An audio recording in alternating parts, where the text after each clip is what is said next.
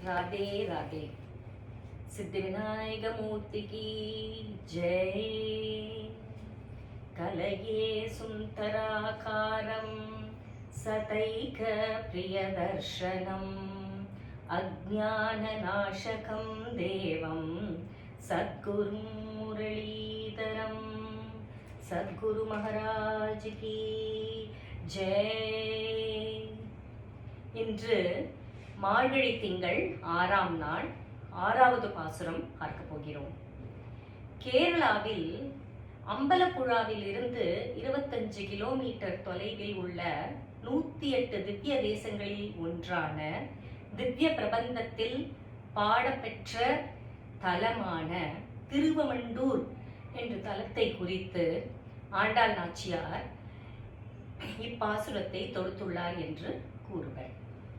நாச்சியார் முதல் 5 பாசுரங்களில் பரமனுடைய பர, வியூக, விபவ, நாம, நித்திய, லீலா விபூதி விசேஷங்களை சொல்லி பாடினார். இப்பொழுது 6லிருந்து 15வது பாசுரம் வரை, அதாவது வரும் 10 பாசுரங்கள் பள்ளி எழுச்சி பாடல்களாக அமைந்துள்ளது. 10 வகையான ஆழ்வார்களுக்கு ஒப்பான பக்தியை உடைய கோபியர்கள் எழுப்பப்படுகிறார்கள்.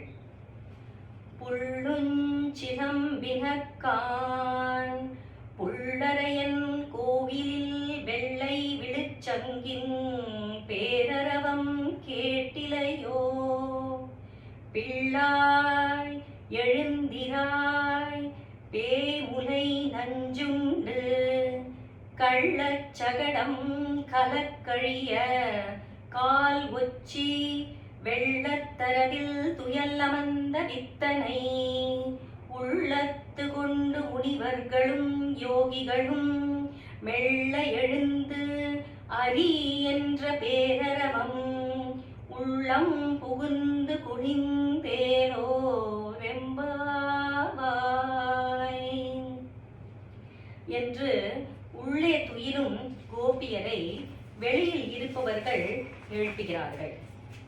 புள்ளுஞ்சிலம்பினக்கான். புள்ளுஞ்சிலம்பின என்றால் விடியற்காலையில் பறவைகளின் சன்னமான இனிமையான சப்தம். புள்ளுஞ்சிலம்பின கேள் என்று கூறாமல் கான் என்கிறார் ஆண்டாள் நாச்சியார். இந்த ஊர் மிகவும் அழகான இயற்கை வளம் நிரம்பியது.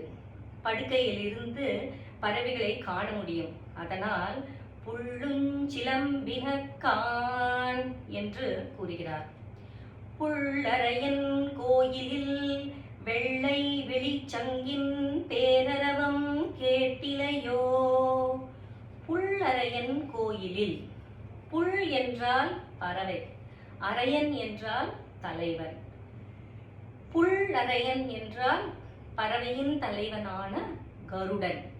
அந்த கருடனான பெரிய திருவடியின் தலைவன் திருமால். அந்த கோவிலில் முழங்கப்படும் சங்கின் ஒலியை இங்கு கூறுகிறார். சங்கு பிரணவ வடிவம். அதனால் எப்பொழுதுமே நாச்சியாருக்கு சங்கின் மீது ஒரு தனி ஈடுபாடு.